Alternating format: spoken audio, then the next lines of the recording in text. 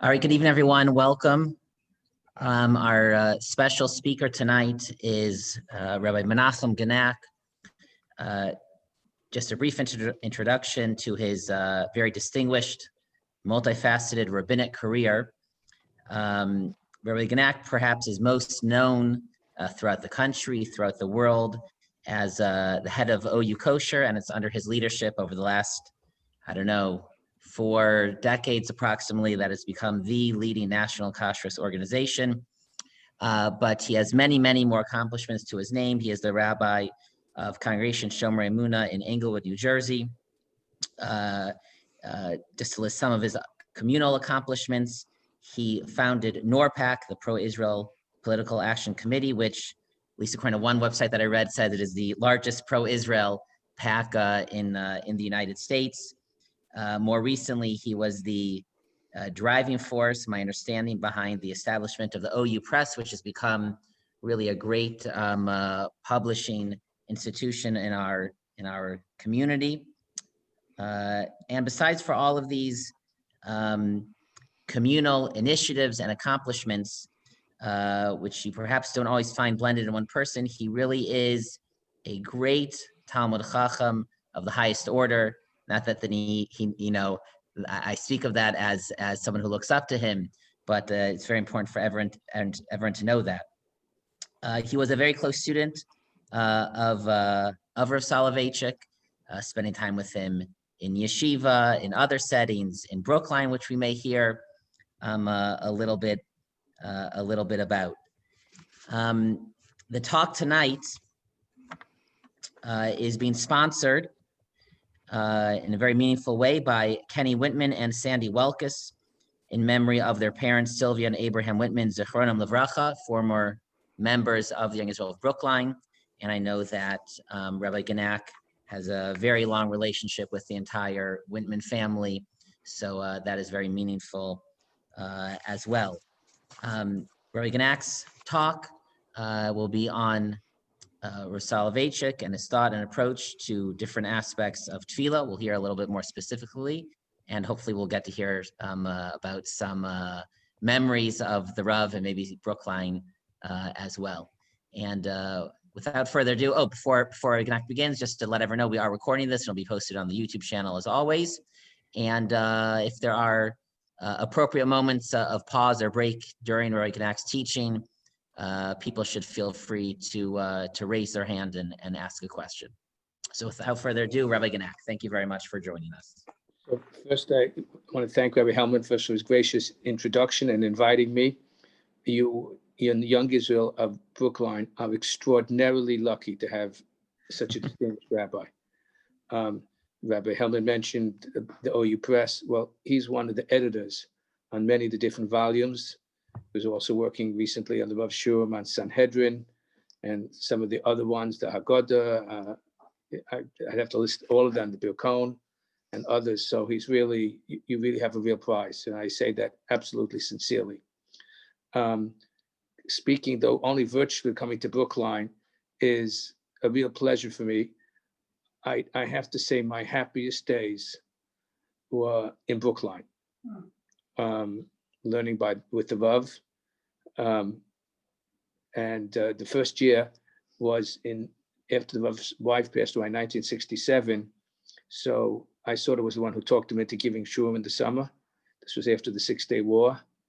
And the first year was an onset.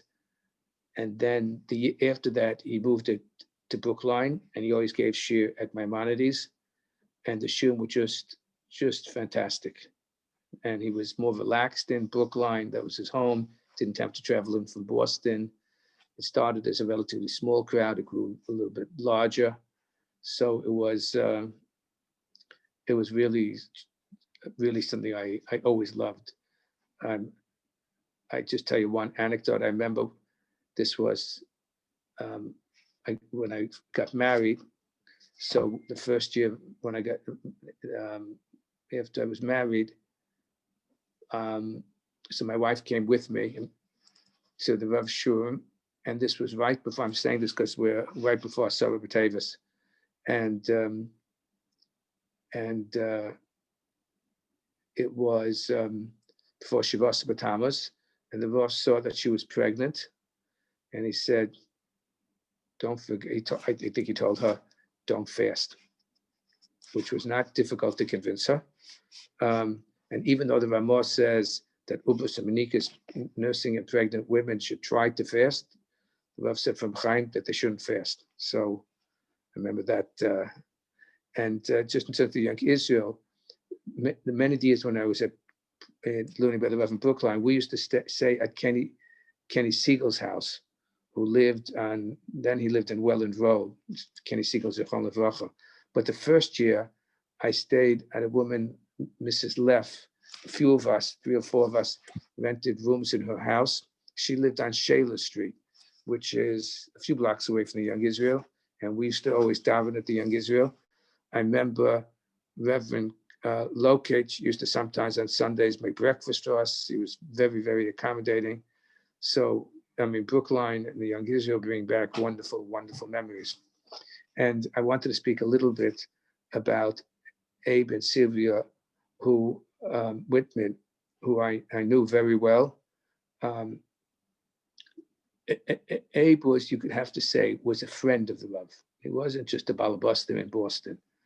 And I remember, he was sort of like the Rav's, chauffeur. He'd go out of his way to pick him up all the time.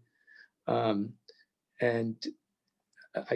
Kenny just told me today, I wasn't aware when the Torskys were on Dr. Torsky had a sabbatical in Israel, and they were away for about a half a year. So the one who took care of the Rav was his mother. So that's the kind of, she cooked for him, she arranged things for him. That was a kind of really close relationship that they had. And I know that the Rav cared very deeply about them, about Kenny and Sandy. And I remember when I was at YU, Kenny, I'm older, but Kenny used to often take care of the Rav, go shopping for him, do other things for him. He was really a Ben Bias. So, it's many levels of pleasure being able to, speak to you, because it's Brookline, because it's your rabbi, because it's the Whitmans. I just was looking at the people who participated. I remember when we were in Onset, so Langerman, I remember when we were in Onset, we rented rooms by Mrs. Gregerman. She had some rooms there, like a boarding house, and all of us, must have been about 8 of us who were there, came from that summer, 9, something like that. We rented rooms by Mrs. Gregerman, but we ate at the Langermans. That year, they took over the sort of like the hotel there in Onset. So all of this brings back really wonderful memories. So I thought in the theme of the evening, it's really appropriate for me to speak about Kedusha Torah from the Rav. And since this is such a wonderful shul, I'm going to speak about some of the Rav's Chidushim and conceptualization as relates to Kedusha's Beis HaKnesses. If anybody has any questions in the midst of the thing, as please, don't be shy. Look at that, Diamond in and Onset. Okay. There were only just a few of us. It was me, Michal Shurkin, Heshi Reichman, Nachum Sauer. There's Menachem Kasdan. That was about it. And there was one old man who used to come. I remember his name, would you believe it, was Moshe Isserlis, a pretty prominent name. And I think he claimed that he was somehow a descendant of the Ramah. So it was probably credible. Okay. So I'm going to talk about the Kedusha-based Knesses and the Kedusha of a Beis HaMedrash. The Gemara Megillah has discussion. That's right. Somebody points out. That's right. Aaron Kahn was there. Barry Reichman. I think I've heard almost all of them, but okay. The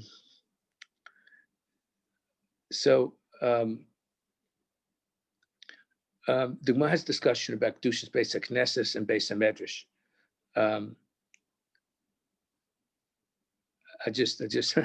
I'm just digressing, but I remember once when we were in Onset, so Tova Lichtenstein was sort of joshing with I think it was with Barry and Heshi Reichman, and an Onset near the beach. She said that her father used to goes water skiing, and she had them going for a while. And really, the Rav goes water skiing, and then she said, and his yarmulke never falls off. So, okay, just bringing back memories. I'm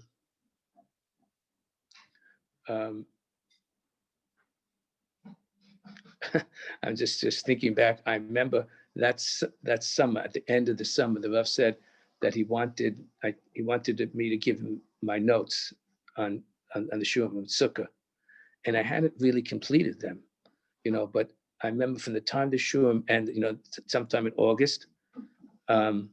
So I spent literally for the next few weeks just perfecting the notes, that literally day and night working on those notes, hoping that the Rav would forget about it. And I remember when I came back to New York, the Rav started saying shiurim. He comes, Genack, remember I spoke to you about the notes? Where were the notes? I said, Rabbi, I'm going to give it to you. And so, a week later, I gave him the notes, and I arranged to get them Xerox downstairs in YU in the production room. And I gave it to him, and he insisted on paying for the cost of the Xeroxing. So I said, Rabbi, look at this, I can charge you for this was the Rav, he insisted. So I remember he gave me a check. It was a check for $13. This goes back a long time, so and of course I never cashed it, so I still have the check. That's how I remember there was $13. Okay, now coming back to Kedusha basic Knesset basic medrash. So the Gemara Megillah has a machlokes amaroim between Rabbi Yochanan and Rabbi Shua ben Levi, where the Kedusha basic Knesset is greater than the Kedusha basic a medrash, or the Kedusha basic medrash is greater than the Kedusha basic Knesset. And Rabbi Shua ben Levi is of the opinion that that the high Kedusha is Kedusha's basic medrash. And so what is, and there's an afkamina in this. The difference is, are you allowed to sell a shul to build a base medrash, or sell a base medrash for a shul? So if the Kedusha's base medrash is higher, then you could sell the shul to buy the base Knesset, because Ma'alim b'Kodesh. But if the Kedusha of the base Knesset is less than that of the base, is higher than that of the base medrash, then you would not permit it to do that. So what is the machlokes between Rabbi Yochanan and Yeshua ben Levi? What does it revolve around? So first we have to understand what's the nature of the Kedusha of the base Knesset. So this is actually machlokes harishonim. The Ramban in Megillah is of the opinion that the Kedusha of the base Knesset is because it's a Kedusha that's huksel mitzvasa, an article of mitzvah. It's designated for the mitzvah. While it's designated for that purpose, you can't divert it to another purpose or use it in an inappropriate fashion, not appropriate for a mitzvah. So the Ramban assumes this is the reason, because he's bothered. How is it that the halacha is that the halacha is that the shiva tuvei ha'ir, essentially the board of directors of a shul, are permitted under certain circumstances to sell the shul? Of course, they can't sell it for something that denigrates the kedusha of the place. They can't sell it to make it a tannery or something like that. But they're allowed to sell it. So on what basis can they sell it? So the Ramban assumes because the kedusha is because it's designated for the mitzvah. Once that designation goes off, for whatever the purpose that they're allowed to sell, they can't just sell it frivolously. But so that designation goes off. So, but however, the Ran in Megillah disagrees with the Ramban, and he says that the kedusha of a base Knesset is a kedusha's hektish midrabanan. So the shul has a certain level of hektish midrabanan, and therefore it has to be used in only an appropriate way. There are many halachas, as we'll see, as relates to how we treat a shul. But the Ran says that kedusha is only a kedusha midrabanan. So if we presume that let's just try to analyze what's the difference in the kedusha base Knesset base medrash if working with the Ramban's, like, his principle that it's a Kedusha that is hukla mitzvasa. So the Rav said that if it's hukla mitzvasa, then we can understand Rabbi Shua ben Levi's position that the base medrash has the greater Kedusha, because in terms of the hierarchy in mitzvahs, Talmud Torah keneged kulam. We say it every day after the Birkas Torah, that the highest level is Kedusha. The old joke they used to say used to be Talmud Torah keneged kulam, now it's kulam keneged Talmud Torah. But in Brookline, it's Talmud Torah keneged kulam.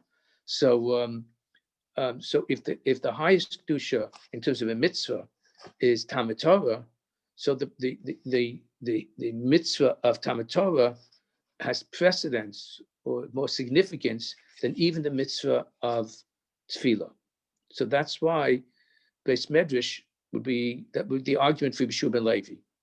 However, so what's the reason for Rabbi Yochanan? That Rabbi Yochanan thinks that the Kedusha of the Beis Knesses is higher, because the Rav said it could be that even though it's not a function of evaluating which mitzvah, but there's a special halacha of b'miyachid makom, of davening and having a place designated for tefillah, and we know that from the Gemara in Brachos and Daf Vav, Am Reb Chalbo, Am Reb Huna, HaKovea makom l'tfilaso Elokei Avram be'ezo. If a person designates a place always to daven, primarily in a shul, but even if a person davens by himself in his house, many persons say, he should have a special place that he davens. And he said, so Reb Chelbel says, if he davens and it's kovei makom, so the God of Avraham will always be there to help him. And when he dies, OUKosher omelo anov a chassid mitalmidav shel Avram Avinu. This man, this righteous man, is a disciple of Avram Avinu. And one says, how do we know that Avram Avinu designated always a place for davening? Minolim de cover makom diksiv vayashkim Avram baboka el makom asher amasham. That Avram Avinu, when he went to pray for stone, he went to the place asher amasham that he had previously davened there. And the Rambam quotes this lahalacha. The Rambam in Hilchos Tefillah says, "V'kovea makom l'tefillah so tamid," that a person should always designate a place. And also the Rambam says there's an obligation on a community, if there are 10 people, to make a shul. The Rambam says, "Kol makom sheyesh bo asara miyisrael tzorach lahachin lo bayis sheyikansu lo l'tefillah l'chol eis tefillah u'makom zeh hanikra beis haknesses." This is a place you constable tefillah b'chol eis, that at every time that's designated and available for davening, and that place is called the Beis HaKnesses. But that halacha, that there's a special halacha of kviyas makom for tefillah, that's halacha only by tefillah. That doesn't apply to Talmud Torah. So therefore, Rabbi Yochanan argues that the Kedusha of the Beis HaKnesses is greater than that of Beis HaMedrash, because it's a special loch of Yichud Makom. I once heard this from Rav Soloveitchik. He said that this Shittas, we know the Gemara says that you have to go a certain distance out of your way if you're davening to try to get to a minyan, to go to a shul. And the Gaonim of the opinion that it's not just a shul, that it means to go to even to a shul, not to get a minyan, but to go to a shul. And actually, the Gaonim, there's a discussion, which is more important, to daven in a shul, because it's a mokum that's miyuchad for tefillah, or to have a minyan. Maybe you should prefer, I think that's one of the opinions of going, to go to the shul, even if you won't have a minyan, as opposed to making a minyan someplace else.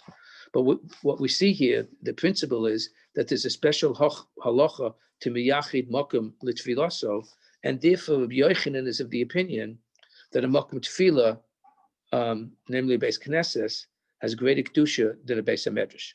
The halacha we paskin that a kedusha's Beis HaMedrash is greater than that of a Beis HaKnesses. Now, this was working with the parameters of the Ramban, that the kedusha of the Beis HaKnesses and Beis HaMedrash is a Kedusha mitzvasu. However, the Ran is of the opinion that the Kedusha is a Kedusha of, it's a Kedusha of Hektish midrabanan. So let's try to understand it from that parameter. And the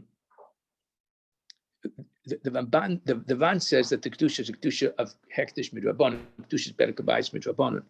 However, the Rav pointed out it could be other Rishonim of the opinion that the Kedusha of a Beis HaKnesses is actually a Kedusha midiraisa, not just a Kedusha midrabanan. If we look in the Rambam in Hilchos Tefillah, the Rambam says, "Bate knisios ubote medrashos shechavu b'kedushasim hem ondos." The Rambam says a shul or a beis medrash that was destroyed, you only have now the property that was once the shul. The kedusha is still retained, and the Rambam learns it from the pasuk, "Vashimosi es mikdashechem, af al pi she'em shomer mikdushasim hem ondim."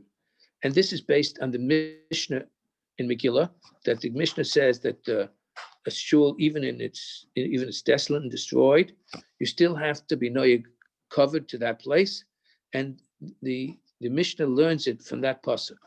So it's because the pasuk Vashimosi es mikdashechem, I will destroy your places of kedusha, right? But the word Hashimosi comes first, and it says mikdashechem. So af al pi she'em shomemim, even though they're desolate and destroyed, b'kedushasim hem omdos. What's interesting is that the Rambam uses that same pasuk for another halacha. Does anybody know what other halacha the Rambam uses that for? It's an important halacha.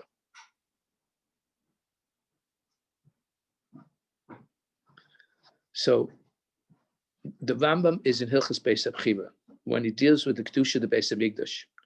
The Rambam says that the Kedusha of Yushalayim and of the Beis HaMikdash and Yushalayim are forever.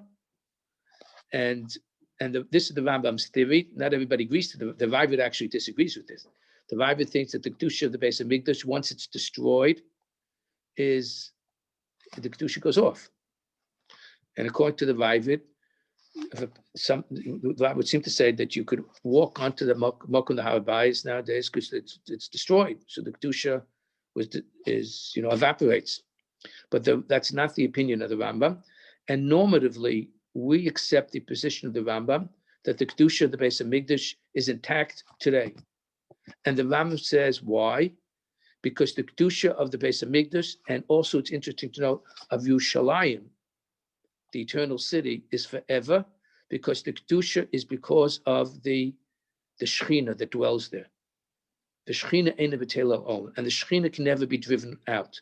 It's interesting. This is the Rambam's position is by no means trivial, because the Rambam thinks that the Kedusha of Eretz Yisrael, at least the initial Kedusha, which was consecrated by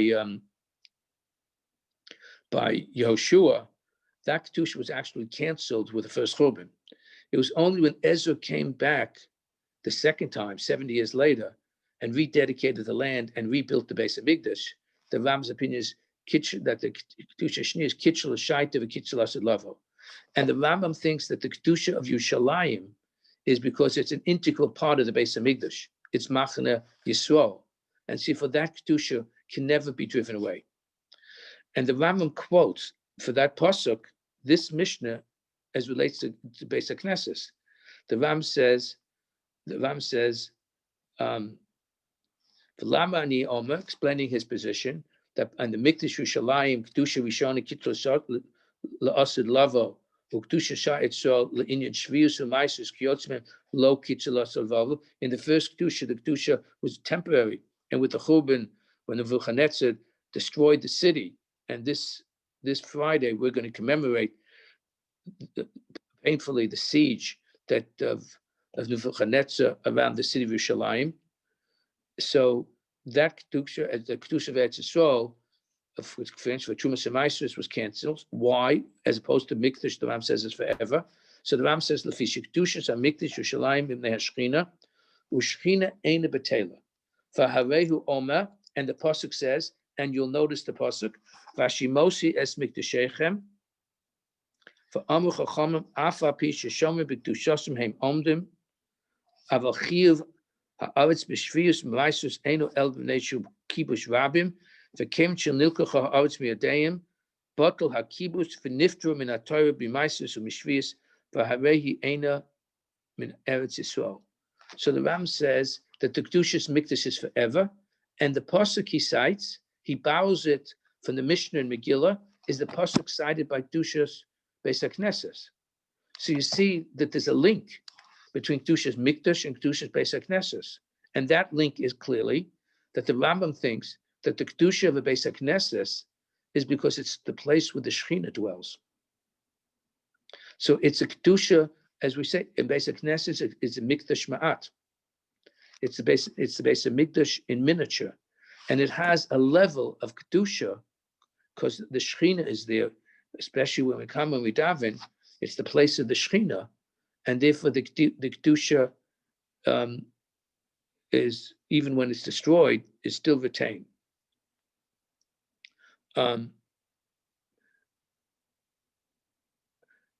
So in terms of, and by the way, this kedusha, and the Rav pointed out, according to the Rambam, is a kedusha midiraisa, because the Rambam says in the Sefer Mitzvahs, he says, when he quotes the mitzvah of Lo Sashon Ken Lashem Elokecha, he says Shlo La'abed. There's a prohibition to erase and destroy God's name, and also the Rambam includes in that, beyond that, to destroy things of kedusha. And the Rambam says Shlo La'abed Beis Hamikdash, not to destroy the Beis Hamikdash. Obate knisios, obate medrashos, shuls obate medras, v'chein ein mochkim es hashemos, and so on. So you see, as the pasuk says, Abri ta'abnu lo sasun ken l'Hashem Elokecha. So you see that it's explicit in the Rambam that the Rambam thinks that the kedusha is a kedusha d'oraisa, and therefore it's forbidden to destroy Beis Mikdash and the Beis Hamedrash. I'm going to get back to this theme in a second, but I found that it's an interesting, the Yereim was a Talmud of Rabbeinu Tam, and he wrote a Sefer Mitzvahs, and the Yereim in the mitzvah of Yiras HaMikdash says, and I'll quote it, Tziva b'hikonesh adam la'mikdash o b'batei b'beis HaKnesses o b'beis HaMedrash she'yineg b'hem mora v'kibud. Right? T'ksiv b'har Sinai, the Pasha B'Har Sinai, as Shabsosai Tishmo Umikdoshi Tiro. Right? So the Reim thinks that the mitzvah of Yiras HaMikdash, not all young Israels are passing like this Yereim, but I'm sure the young Israel of Brookline does. But you see from the Yereim that the Yereim thinks that this is a that this is a din d'oraisa and a kedusha d'oraisa. So according to the Rambam, the Kedusha of Beis Knesses, following up on the opinion of the Ran was of the opinion that it was only a Kedusha Drabanan, Berekabayis. The Ram thinks it's a Kedusha D'Oraisa. I remember the Rav once said, he said, Rabbi Kivega has a discussion about whether you're allowed to plant trees next to a shul. And Rabbi Kivega quotes that it should be at least Asur Midrabanan to plant trees next to a shul. So because it is an Isa to plant a tree in the Azara next to the Mizbeach, and he says that applies to a shul as well. Well, you see, the Kivega says it's Midrabanan, but the Rav said that Reb Chaim didn't agree with that. And in Brisk, in fact, there was trees planted next to the shul in Brisk, and Reb Chaim said that because even if we would say that the Kedusha of Beis HaKnesses, as we said, is like a Kedusha's Mikdash Midiraisa, however, first we have to decide. I mean, after all, planting trees, the Isa Natias, called eight next to the, to the Mizbeach and so on, that depends on the Mokum HaMikdash. And so even if we will presume, as we see from the Mishnah, that it's not just the building itself that has Kedusha, but the Mokum itself, because you see, even B'chubano, you have to be Noya covered there. But there's no association between the surroundings outside the Beis Knesses to the Beis Knesses. It's not in the Azara. So Chaim, as opposed to this Kivega, held that you can plant it, but it's still, but the discussion itself demonstrates this notion that there's a Kedusha of a base Knesset, of a base Mikdash as relates to a shul as well. So now let's analyze, if we assume that the Kedusha base of Knesset is because it's like a Kedusha's Mikdash, right? And maybe even because that's what the Shechina is, that it may even be a Kedusha b'diraisa, as we saw in the Rambam and the Reim that I cited. So what is now coming back to, what is the machloek between Rabbi Yochanan and Rabbi Yeshua? Within that framework, how would you explain that? Does anybody want to take a stab at it? Suggestion?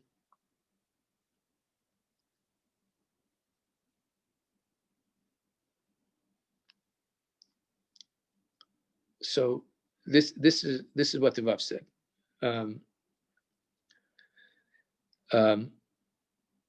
He said that we know the Kedusha, the Kedusha of the Beis Hamikdash. There were two things. The Gemara, when it discusses, it begins because it says that a shul and a Beis Medrash, they cite different psukim are called bias hagadol, right? Because it says Beis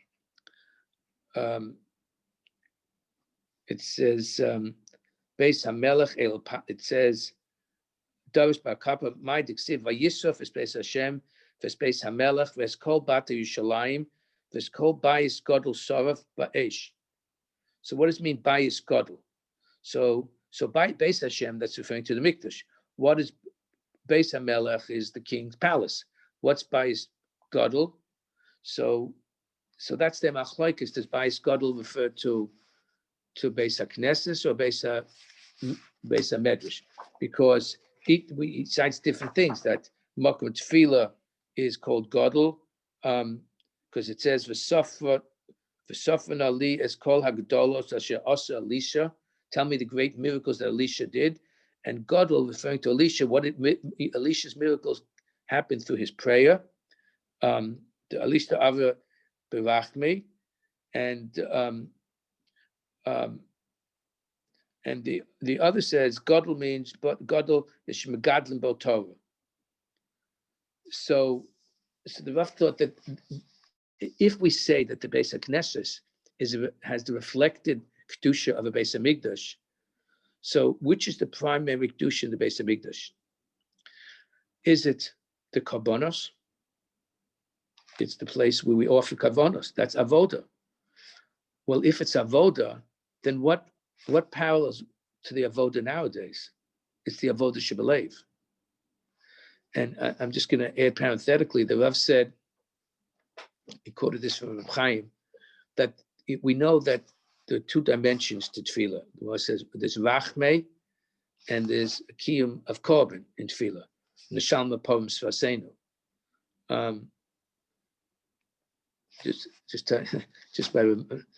I remember once when I was once the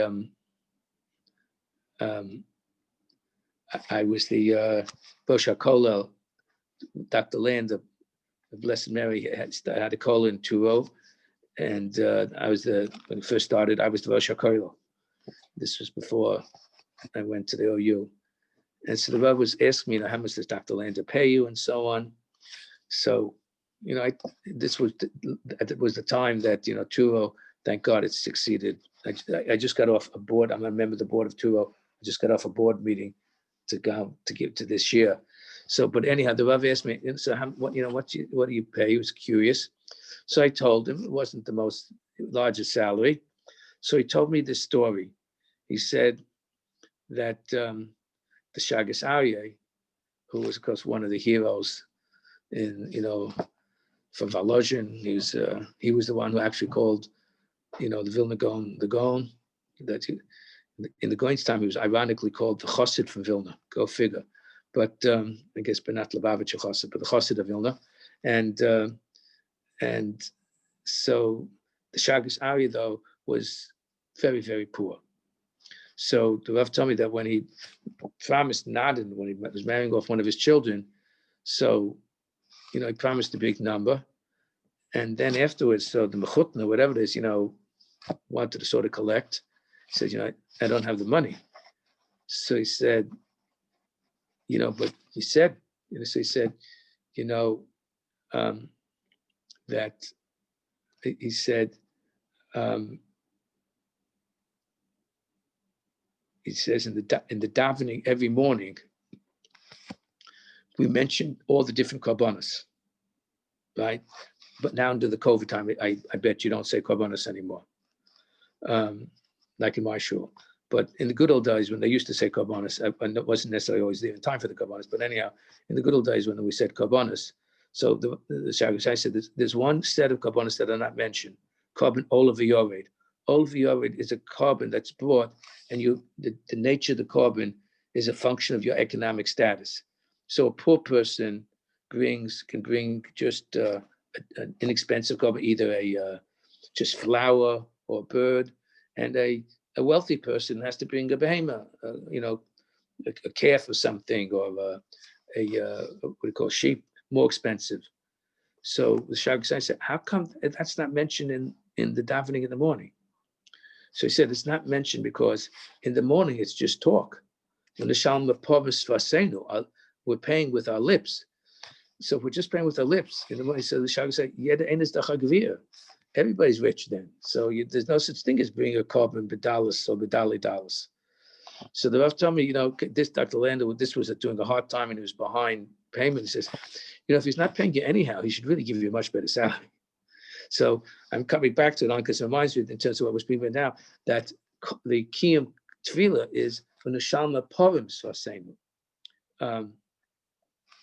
So it's through the Tefillos, there's a Kiyum Korban, right? And as a matter of fact, the Rav said, I think he quoted Reb Chaim, that Kiyum Korban is a Kiyum D'Oraisa. And the proof to it is that, we have now on Yontef, at least for Ashkenazim, but, when every day for Sfardim, for Ashkenazim, for the minig, that we don't do it every day, but we don't do it Yontef, but we duchen, Kohanim duchen. But the duchening is linked to, in the base of Mikdash, to Korban. The Mechayiv says, Vayerid Aaron, that Aaron went down from offering it the Korban, and then Vayvarachas Ha'am. So it's linked to the Kiyum Korban. So how do we have duchening nowadays? With Yeraisa. So Chaim said that it's because it's always there's no such thing as a person gives a clap on the table in shul and the Kohanim come up and duchen. It's only because it's linked to the Shmoneh Esrei. It's part of the Shmoneh Esrei, and Shmoneh Esrei is a key midiraisa of korban. So that's one kiyum in tefillah, right?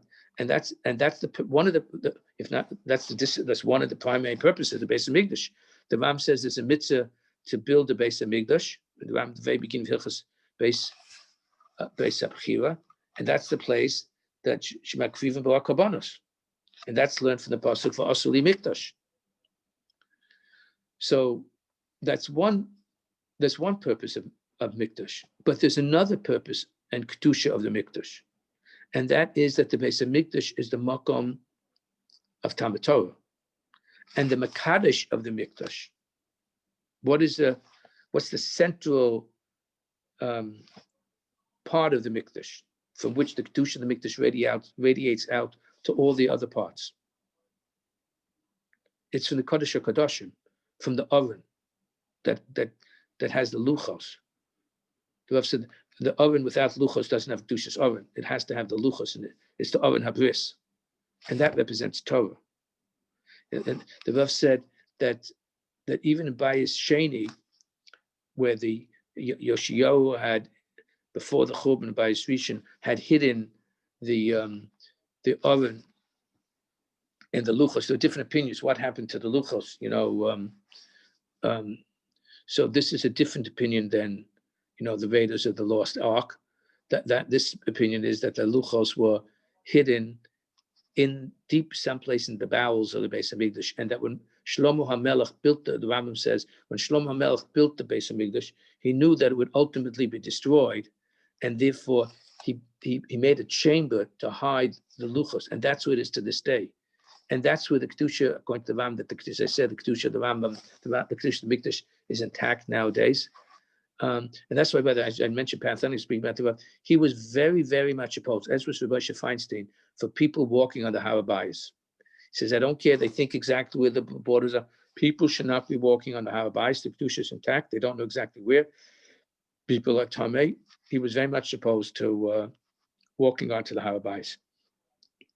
But so the other role of the Beis Hamikdash is that it's the makom of Talmud Torah, the source of Torah, and that I would suggest is why that's the halacha is that the Beis Hagadol had to be situated in the Beis Hamikdash, in the Lishkas Hagazos, and in fact the Gemara says once they leave, even on a temporary basis, when they leave the Lishkas Hagazos, the Sanhedrin, the Beis of 71, so they don't have the status of a Sanhedrin anymore.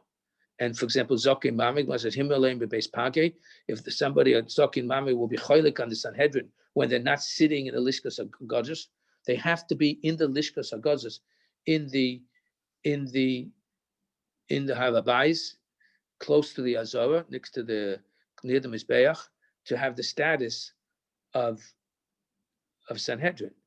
And that's because the primary role of Sanhedrin was not only to paskin certain difficult halachas or certain significant halachas, to appoint the king, to go to war.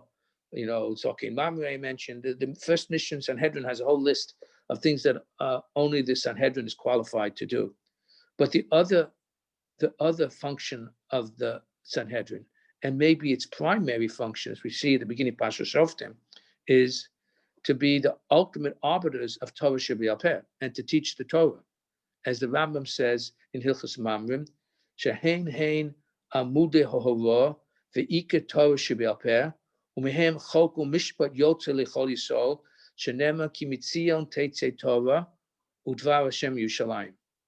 So now coming back to this question, according to the Rambam, that the Kedusha of the Beis Knesset is because the Kedusha of Shechina. So what's the argument for that the Kedusha's Beis Knesset should have a Kedusha? Rabbi Yochanan's position, or the position of Rabbi Yeshua ben Levi, that is the Beis Medrash that has the greater Kedusha? It's which role is the primary role in the Beis Hamikdash? Is it because the Beis Hamikdash is the place of Torah? You know, it's interesting to know, just I mentioned parenthetically, the Ramban, a very famous Ramban, the Ramban in the beginning of Parshas Truma says that the Kedusha of Har Sinai, it didn't just evaporate when the Kedusha of Har Sinai was ultimately transferred to the Mishkan, and for the Mishkan to the Beis Hamikdash. And the Ramban argues that if you look at the structure of the Beis Hamikdash, you'll see that it parallels Har Sinai. That the Paroches represents the dense clouds, the Arafel, and just as the people, surrounded Har Sinai, so there's the Yerushalayim is Machne Yisrael, and that Moshe went up, and something Aaron and it went up a certain that's Machne Leviah.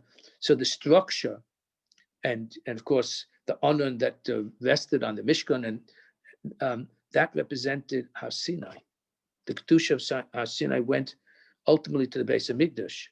So if that's true, then you see that that also demonstrates it's the Kedusha's Torah, Matan Torah, that's critical in terms of Kedusha's Mikdash. And maybe that's the dispute of between Rabbi Yochanan and Rabbi Yeshua, which is the more critical element in terms of determining Kedusha's Beis Hamikdash.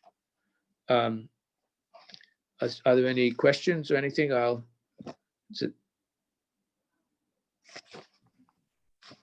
Okay, so then I'm gonna conclude with one more related idea, and that has to do with the halacha. You have to have covered for Beis Knesset, right? And we know you have to have covered also for the Beis Hamikdash.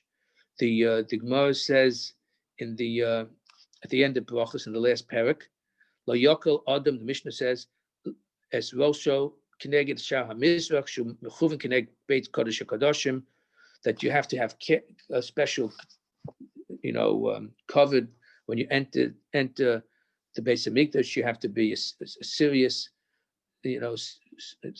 seriousness of mind represents a seriousness of purpose, and therefore you're not allowed to enter the Beis Hamikdash with your your duffel bag, what do you call it, your knapsack, or with your carrying your stick, your staff, and you can't walk through the Beis Hamikdash for a shortcut.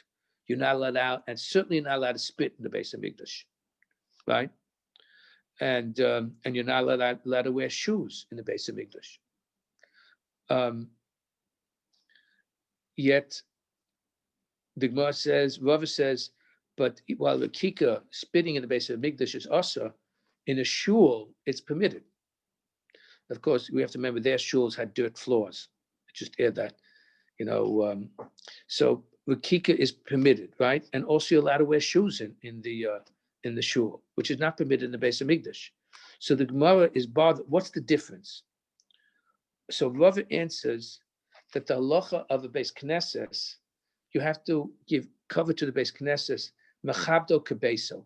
You have to give honor to the shul, no less than what would you do in your house. Kebeso. So just like in your house, you wouldn't let a person just walk through your house to take, knock on your door, go through the back door. He wants to take a shortcut through your house. Kapandria is not committed in your house. You wouldn't do it, so you're not allowed to do it in the shul. But Rakika, a person, again, dirt floors, would spit, so that's permitted. So it's mechabdo. So the standard is mechabdo kebeso. But by Beis Hamikdash, it's not just kebeso. There's another halach in Beis Hamikdash. It's not just to be mechabed the Beis Hamikdash, but what? There's a halach of yiras Hamikdash, and the standard is not beso, because the mikdash is not beso. Whose house is the Beis Hamikdash? It's Kadosh Baruch Hu's house, right? And therefore you have to be mechabed. I'll just remember now as I'm speaking. I'm just remembering the Rav. I remember he once said there was a case in Boston about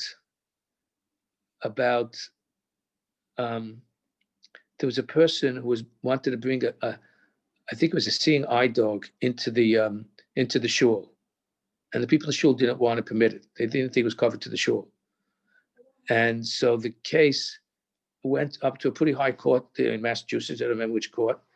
And they asked Rabbi Soloveitchik his opinion. So actually, Moshe Feinstein has a tshuva about this, and Moshe says it's permitted, and he quotes I think Yerushalmi. He says about Pinchas. He says it was a bit when he comes, let him come in together with his donkey. So, but the Rav said this reflects a what do you call it, a European mindset. He said, who would let a person bring their dog into their house? So mechabdo kebeso. I remember the Rav once told me, no offense to anybody who has dogs, he said, I live in Englewood. There's almost nobody who doesn't have a dog. My wife, from Eastern European parents, they embedded in her DNA tremendous phobia for dogs. But so I remember the Rav told me, he said, Amerikanische Yidden and Zoifa Goyisht, they're not even afraid of dogs anymore. They're so similar, they're not even afraid. But you see, that is a complete European mentality. We don't, as Americans, we don't relate to it, at least especially younger ones, because that was the history. The Goyim had dogs, and they used to sick them on the Jews. So that's why that phobia was created. The Torah, Lakel Tashlichim says a much more positive attitude. But I only mentioned to you in terms of Mechavdo Kebeso. So the difference that I've said between the Beis Knesses and the Beis Hamikdash is Beis Hamikdash is Kadosh Baruch Hu's house. It's God's palace, right? But the Beis Knesses belongs to the Tzibur. It's our house.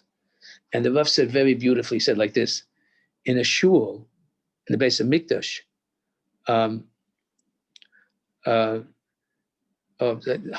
is Harvey got to tell something? What did that? He was so afraid of dogs. What? I couldn't read it. What is that? What did you say, Harvey? He would cross the street when he saw a dog up ahead, walking to shul. Right. Uh-huh. So the Rav said like this, in the base Knesset, that's our house.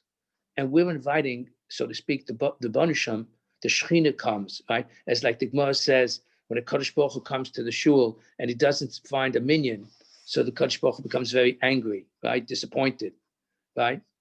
But a Beis Hamikdash is not our house. It's Kadosh Baruch Hu's house. So if it's our house, you have to give honor to the shul like you would do be mechabit, your own house, but not more than that. Mechabit kabeso. But the Beis Hamikdash is not your house; it's Kadosh Baruch Hu's house. So the standard is not the standard just of covet, but of you. I mentioned that the shuls are dirt floors. I just want to tell a story from my father, Zechron Levracha. He told the story about the Lodger Rav, Reb Eliyachaim Meisels. When he became Rav in Lodge, it was standard in all European shuls, Eastern European shuls. It was a dirt floor. So he insisted that when they build the shul, that they have to put in a plank floor. And the reason he gave was this, because the Medrash says that when Mashiach comes, that all the Bate Knesios, Shebabavel, the shuls, all our shuls in Golus, will be transported and replanted in Eretz Yisrael. So Rabbi Chaim Meisel said, when the Mashiach comes, the shul is going to go, but we're going to be left standing here because we have a dirt floor. So he insisted in putting in the floor. But that, just to mention parenthetically, that Chazal also demonstrates that the Kedusha of a Beis Knesset is somehow related to Mikdash and to Eretz Yisrael, and that's why it's going to be transplanted in Eretz Yisrael. So that's why the Kedusha, it's just halach l'maaseh, the Rav said, because of that. He said, in the winter months or in the summer, if you come to shul in galoshes and rubbers, that you should take them off when you come into the shul, because when you walk into your house, you take off your rubbers also. So mechabdo kebeso. So I just want to show this parallel that mechabdo kebeso, whether it's your house, Kadosh Baruch Hu's house. The Rav said a similar idea, and with this I'm going to conclude, about the difference between the Kedusha of Shabbos and the Kedusha of Yontif. He said this once in a Yortzeit shir. He said, Shabbos, let me begin with Yontif. He said the Kedusha of Yontif and the source of Simcha, the mitzvah Simcha is only on Yontif, not on Shabbos. That's why Tosha says that Yontif is mevatel avelos, cancels avelos, but not Shabbos, because the Simcha, the source of Simcha is always because we're close to Hashem. We're in God's embrace, in His presence. The Torah, when it says Simcha, always says, "Usmachtem lifnei Hashem lakeichem shivas yomim." It's always lifnei Hashem. So if we're in God's presence, that's the source of Simcha. But Shabbos, there is no mitzvah Simcha, because Shabbos, it's not that we go to Kadosh Baruch Hu, as we do on Yontif, Aliyah Levego. On Shabbos, Kadosh Baruch Hu comes to our house and visits us. That's the theme of the Shalom Aleichem. And that's what the Gemara says about Rechinina, that he used to go out with his Talmidim, Likras Shabbos, and the Ram says, Likras Shabbos HaMelech. And that's why we say L'chododi, why we have it abbreviated L'chododi on Yontif, and we say it on Shabbos, because Shabbos represents Kadosh Baruch Hu coming to visit us, and Yontif we go to visit Kadosh Baruch Hu. So I think I'll conclude on that note. It's once again, it was such a pleasure as I looked at these names, these are old names for me, because from my old Boston days, my Brookline days. So thanks for coming. And once again, this is L'zechli Nishmat Sylvia and Abe Whitman, and hope we can do this again. Thank you. Thank you very much, Rabbi Genack. Anyone have any questions or comments? Or reminiscence about love. Okay, all right. Good night, everyone. Thank you, everyone, for coming. And Rabbi Genack, thank you for making time for us. It was a pleasure. Good evening, everyone. Okay, thank you.